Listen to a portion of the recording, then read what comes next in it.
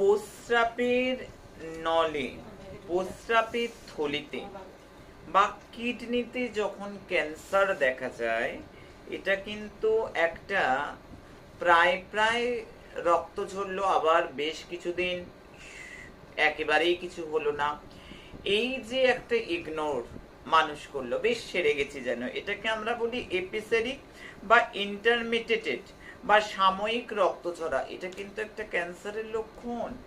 এই যে একটু প্রস্রাবের নলে যদি ক্যান্সার থাকে তাহলে কিন্তু রক্ত ঝরে, যদি প্রস্রাবের থলিতে ক্যান্সার থাকে তাহলেও কিন্তু রক্ত ঝরে, যদি কিডনিতে ক্যান্সার থাকে তাহলেও কিন্তু রক্ত ঝরে। কিন্তু এই রক্ত ঝরা একদিনের জন্যও যদি ঝরে, তাহলে কিন্তু ব্যাপারটা উপেক্ষা না করা, তাহলে কিন্তু আমি বলবো চিকিৎসকের পরামর্শ নেওয়া, ভালো করে টেস্ট করানো, ভালো করে সেই বিষয়ে সচেতন হওয়া, কারণ আমরা চাই রোগমুক্ত সমাজ, দীর্ঘায়ু হোক।